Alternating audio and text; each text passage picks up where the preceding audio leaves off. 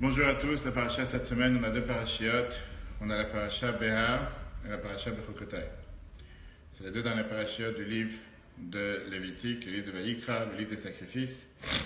Et dans ces parachiotes-là, aujourd'hui, nous avons on va s'arrêter sur la paracha Bechukotai, qui est la dernière de tout le livre, sur le premier verset. Un verset qui apparemment paraît bizarre. Pourquoi? Parce que c'est un verset qui commence en te disant Im bechukotai telechu, si vous allez aller dans mes commandements, vous allez faire ce que je vous demande. On va tout de suite voir que la Torah elle a choisi un commandement particulier, un mot particulier. Vet mitzvotai tishmeru, vous allez garder les mitzvot. Va'asitem otam, vous allez les faire. Venatati gishmechem beitam, je donnerai la pluie en son temps. Venatna haaretz yevula, la terre donnera sa récolte, son abondance. Ve'etz hasadeh yitan pirio. Et l'arbre du champ donnera son fruit. Si on regarde bien les mots que la Torah a choisis, au début de la paracha, on voit que la Torah elle te dit en deux mots, si tu fais ce que je te demande, tu auras une récompense matérielle. Ça veut dire, face à faire les mitzvot spirituellement, Dieu il te donne des récompenses matérielles avec beaucoup d'autres bénédictions. Or, la pluie, l'abondance, les fruits des arbres, etc. Mais ce qui dérange, c'est que la Torah n'a pas commencé avec « si vous faites les mitzvot ». Regarde le texte, la Torah te dit « Im bechukotai telechu » si vous allez dans mes chukot, qu'est-ce que ça veut dire dans mes chukot? Dans mes lois, apparemment les lois qui sont au-dessus de la logique, « Vet mitzvotai tishmeru » vous ferez mes mitzvot. Si la Torah voulait simplement dire « si vous faites ce que je vous demande, vous allez avoir des récompenses et des salaires matériels », elle aurait pu se suffire avec la première phrase, qui est Im mitzvotai tishmeru, si vous faites mes mitzvot, à ce moment-là, je vous donnerai tout ce que vous avez besoin. Là, la Torah ne s'est pas suffi avec ça. La Torah, elle commence et te dit, si vous marchez dans mes chukot, dans mes lois, apparemment les lois qui sont au-dessus de la logique, et vous faites mes mitzvot, et vous allez les faire, vous allez les garder et les faire, à ce moment-là, je vais vous donner l'abondance, la pluie, les arbres, etc., etc. Qu'est-ce que la Torah a voulu nous dire en disant la première phrase Im bechukotai telechu, si vous allez marcher dans mes lois? Bien de dire que c'est surtout pas, la Torah ne fait pas faire ici allusion à faire les mitzvot tout court.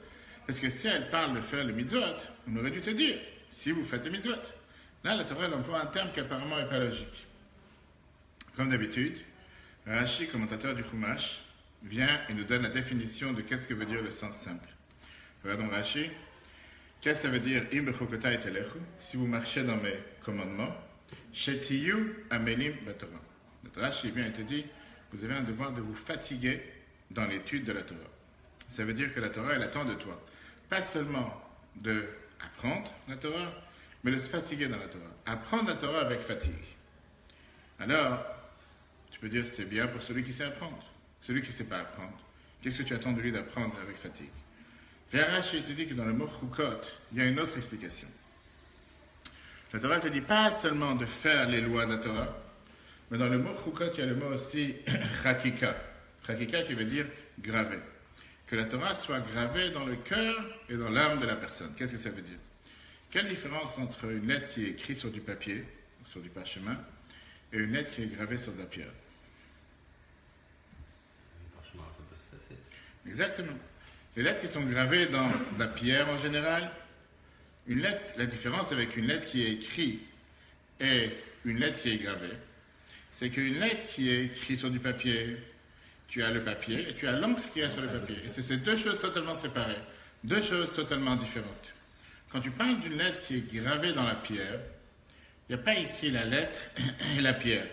Tu parles ici d'une seule entité. Tu as ici la pierre à laquelle à l'intérieur c'est gravé les lettres. Dieu demande au peuple juif, bechukotai telechu, qui veut dire accomplissez la Torah, pas seulement parce qu'il faut la faire, pas comme quelque chose qui est séparé de votre être, séparé de votre existence, pas comme des lettres qui sont écrites sur du papier, mais comme des chukot, que ça veut dire comme des lettres qui sont gravées sur de la pierre. Il n'y a pas ici vous et les mitzvot, vous et les commandements, il y a ce que moi j'ai envie de faire, et il y a ce que Dieu me demande de faire, mais que la Torah et les mitzvot ensemble fassent une seule entité, une seule pièce, une seule matière. Qu'est-ce que ça veut dire dans la vie concrètement pour chacun d'entre nous? Bechukotai, ça veut dire quand la Torah, elle te dit, d'un côté, on doit apprendre la Torah et se fatiguer en apprenant la Torah, pas l'apprendre comme certains aujourd'hui vont taper sur Internet. Et en un clic, ils ont appris la halakha et ça veut dire, fatigue-toi, apprends, cherche les sources, d'où ça vient, la racine, etc. Quel est le lien avec la deuxième explication qui est que la Torah et les mitzvot soient gravées à l'intérieur de vous, que ce soit une existence, qu'il ne soit pas deux choses différentes. On peut comprendre ça avec la suite, quand la Torah elle continue en te disant quel salaire, quelle récompense, qu'est-ce que vous allez avoir si vous allez faire ce que je vous demande. Vous allez avoir la pluie en son temps, vous allez avoir la terre qui va donner sa récolte, vous allez avoir les arbres du champ qui vont donner leurs fruits. En deux mots, la Torah, contrairement à d'autres religions, ne te parle pas ici de salaire spirituel. Ne te parle pas ici de récompense spirituelle. Viens, la Torah ici, elle te parle pure et simple d'une abondance matérielle, d'une récompense matérielle. Ça veut dire qu'on a ici un paradoxe bizarre. D'un côté, la Torah, elle te dit qu'un juif, tout son être, doit vouloir faire ce que Dieu attend de lui. Faire les mitzvot parce que c'est la volonté de Dieu. Je n'ai pas ma propre existence, je n'ai pas mon propre désir, à part le fait de faire ce que Dieu attend de moi. Et comme c'est écrit dans la Mishnah, Shelo al-menat lekabel pras, pas pour recevoir un salaire. Si c'est comme ça, comment ça se fait qu'on dirait que la Torah te met une condition? Im b'chukotai telechu, si vous faites ce que je vous demande et vous allez devenir un avec la Torah, à ce moment-là, vous allez avoir quoi? Tel et tel et tel salaire et abondance et récompense matérielle. La Torah te dit de ne pas servir Dieu pour avoir une récompense matérielle. On fait une mitzvah parce qu'il faut faire la mitzvah. Les gens disent, moi je donne la tzaka pas pour avoir un safa. Safa, ça veut dire que je n'ai pas fait la tzaka. Ça veut dire que tu fais pour. Je fais la mitzvah parce que Dieu l'a demandé. Alors comment ça se fait que la Torah, le premier verset, elle lui-même, vient et te dit, fais ce que je te demande spirituellement, les mitzvot c'est spirituel forcément, pour recevoir une abondance matérielle. Ou j'ai pas le droit de servir Dieu pour recevoir une récompense matérielle, ce qu'on sait en général. Ou bien, si oui, alors comment ça se fait qu'on n'arrête pas de te dire, sers Dieu parce qu'il faut servir Dieu, pas parce que tu attends d'avoir une récompense, pas parce que tu attends que telle personne devienne en bonne santé, pas parce que tu attends de devenir riche, parce qu'il faut faire ce que Dieu veut de toi. Comment les deux peuvent être entendus et peuvent être en application? La réponse est la suivante. Bien sûr que quelqu'un qui a une abondance matérielle, bien sûr que pour lui, il pourra avoir beaucoup plus de facilité à faire la Torah et les mitzvot. Pourquoi? Parce que quand il n'a pas besoin de se fatiguer, d'aller travailler pour gagner sa vie, il peut être totalement transmis à l'étude, comme on a vu dans la première explication, se fatiguer dans l'étude. Il sait très bien qu'il n'a aucun casse-tête, il n'a aucune facture à payer. Tout est d'office, comme la main dans le désert. Il peut totalement faire ce que Dieu veut de lui. Donc c'est sûr que personne n'a craché sur le fait d'avoir une abondance matérielle. C'est pas interdit. Mais est-ce que la Torah doit te détailler dans tous ces détails, que tu auras la pluie en son temps, que tu auras la terre qui va donner sa récolte, tu auras l'arbre des champs qui va donner son fruit, avec tous ces abondances. La Torah peut te dire, fais ce que Dieu demande de toi, et tu auras tout ce que tu as besoin. Pas besoin de rentrer dans les détails, pas besoin de commencer à nous raconter les différents détails, quoi faire et comment faire. Pour ça, la Bible explique ça de manière merveilleuse. Le corps est composé de plusieurs membres. On a ce qu'on appelle des membres élevés et raffinés, comme par exemple la tête et le cœur. Et on a certains membres qui sont des membres qui sont avec une certaine, pas sentimentale, mais qui sont avec une certaine finesse, comme les yeux, comme l'oreille. Et après, tu as des membres qui sont beaucoup plus grossiers, beaucoup plus matériels, comme le talon du pied. Tel point que la Torah te donne la différence qu'un talon du pied, si tu marches sur une punaise, c'est pas la fin du monde. Mais que Dieu nous en préserve, si quelqu'un reçoit une punaise dans les yeux ou autre part, ça peut être beaucoup plus grave. Si je te demande, quel membre est plus raffiné, plus élevé? Quel membre est plus grossier? Bien sûr, tu ne vas pas dire que tous les membres sont les mêmes. Non, pas tous les membres sont les mêmes. Il y a certains membres du corps qui sont plus hauts, plus élevés, plus, on va dire, spirituels, et certains membres qui sont beaucoup plus matériels. Quand je te parle maintenant de la vitalité, de la vie d'une personne, il n'y a pas de différence. Il n'y a pas de différence entre la vie qui va dans tel membre ou dans tel membre. Le talon vit de la même manière, reçoit sa vie de la source, de la même manière que le cerveau reçoit sa vie de la même source, qui est la vie qui jaillit, et qui pénètre, et qui véhicule et qui circule dans la personne. Parce que la vie d'un être humain, c'est tout son être, sans différence. Si ce membre fait partie de ton corps, automatiquement il reçoit de ta vie. Si ce membre, il est un membre parmi les 248 membres que Dieu t'a donnés, il ne vit pas plus qu'un autre membre. Tu ne veux pas dire que dans le cerveau, il y a 90% de vie, et dans le pied, il y a 10% de vie. Non, chaque membre vit en fonction de la vie qui doit être adaptée à l'intérieur de ce membre. Qu'est-ce qu'on dit dans la prière de Maariv tous les soirs? On dit la prière, que quand on se lève et quand on va se coucher, on va parler de tes lois, la Torah. On va être joyeux avec les paroles de la Torah. Éternellement. Pourquoi? Car la Torah, c'est notre vie et c'est ce qui nous donne notre vie. La Torah et les mitzvot sont appelés la vie d'un juif. La Gemara raconte, la Gemara Brachot, page 61. Fameuse histoire avec Rabbi Akiva. On vient de voir Rabbi Shimon, Rabbi Akiva, son maître, qui avait l'habitude de réunir des gens et d'apprendre la Torah. Alors qu'il y avait un décret du royaume, à l'époque, d'interdire l'étude de la Torah. Papous, Ben Yehuda l'a rencontré. Elle lui a dit, comment ça se fait que tu n'as pas peur? Il y a un décret, on n'a pas le droit d'apprendre la Torah. Si tu apprends la Torah, va savoir ce qui peut t'arriver. Rabbi Akiva lui a répondu avec les fameux exemples. Avec un renard qui marchait sur le bord du fleuve et qu'il a vu les poissons qui sont en train d'aller d'un endroit à l'autre parce qu'ils avaient peur des filets des pêcheurs. Et le renard, il a dit, tu sais quoi, viens, monte sur le bord du fleuve et on va vivre ensemble, on va être des bons amis. Et les poissons qui disent au renard, toi, on dit sur toi que tu es intelligent parmi les animaux, pas seulement que tu n'es pas intelligent, mais tu es bête. Si déjà dans l'endroit où on doit vivre, qui est l'eau, on a peur qu'on va nous pêcher, qu'on va nous enlever de cet endroit-là, la plus forte raison dans un endroit où on n'est pas fait pour vivre. Rabbi Akiva étamine son exemple en disant pareil, si déjà quand on apprend la Torah, que la Torah te dit clairement que ça fait quoi, c'est partie de notre vie et de notre vitalité, on est en danger, la plus forte raison, si on ne va pas apprendre la Torah, c'est sûr qu'on doit être encore plus en danger. Bien, la Bible dit, c'est ce que ça veut dire que la Torah, c'est notre vie. Qu'est-ce que ça veut dire la Torah, notre vie? De la même manière que la vie fait pas de différence entre les différents détails de l'homme, il n'y a pas un membre qui vit plus et un membre qui vit moins.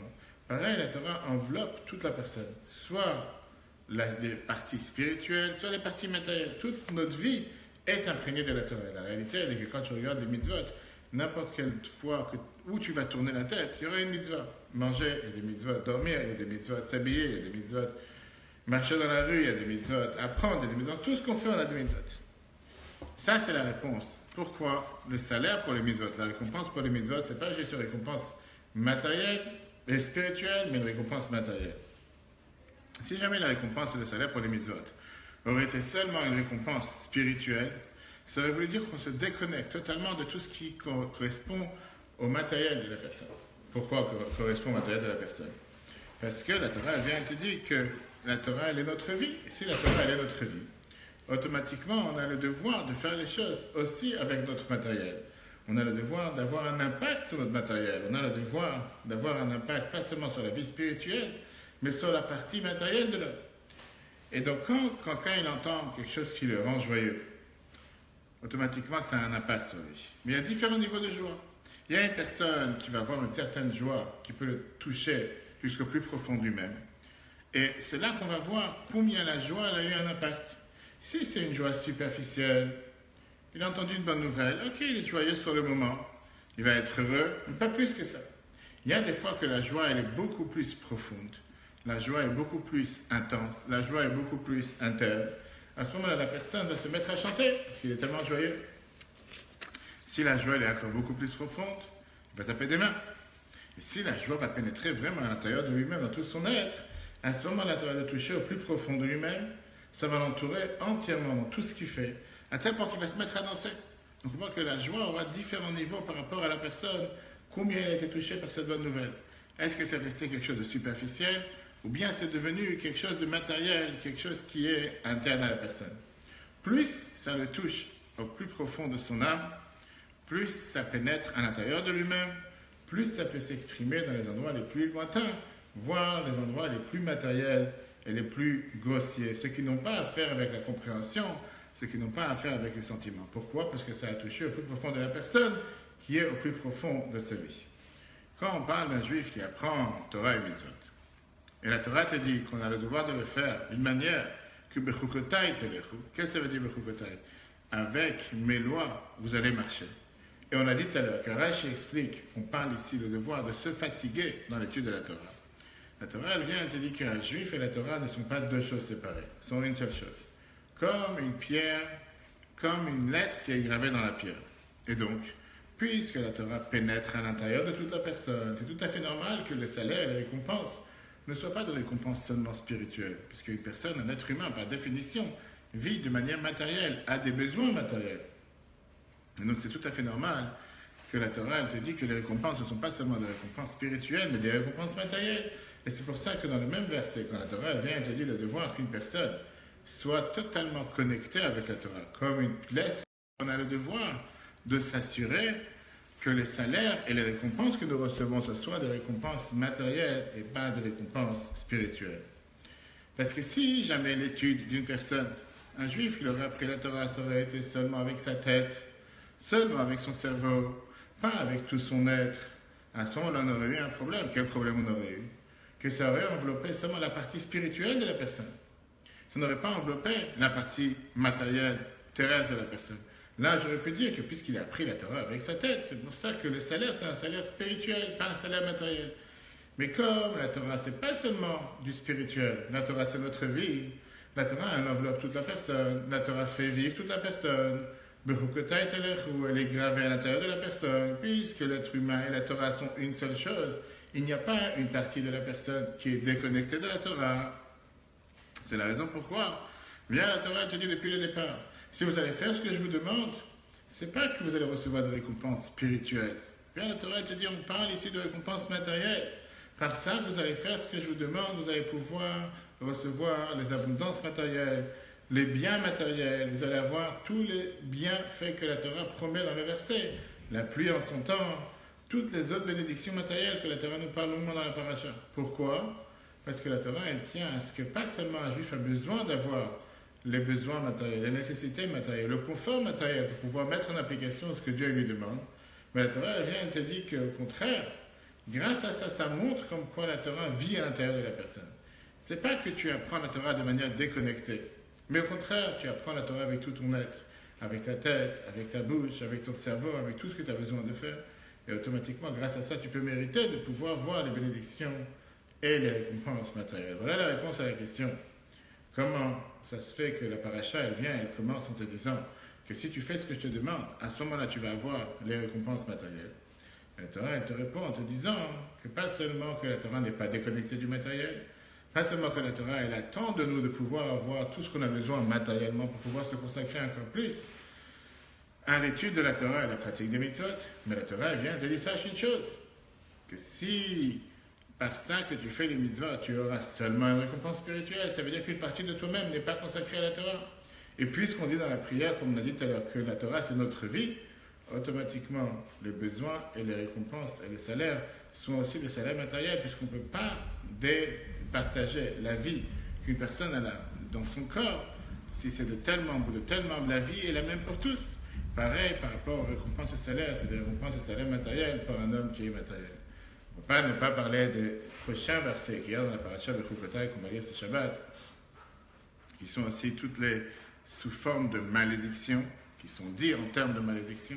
Et comme la Mort Zaken nous explique, en réalité, ce ne sont pas des malédictions, ce sont des grandes bénédictions qui parfois, pour descendre sur terre et s'exprimer sur terre, peuvent s'exprimer qu'en forme de malédiction. Et comme on a parlé longuement dans le cours de hier, vous pouvez revoir sur l'application eTorah, sur Apple et Google, ainsi que ce cours qu'on vient de voir. Et si Dieu veut ce soir, on parlera sur les pulsions qu'une personne peut avoir, si malgré les pulsions qu'une personne peut avoir, peut quand même prendre de bonnes décisions. Et le cours qu'on a vu tout à l'heure à 13h, un cours merveilleux qui vient nous expliquer pourquoi des fois une personne a des épreuves, est-ce qu'on a besoin de demander d'avoir des épreuves, tout ça en replay sur l'application eTorah sur Google et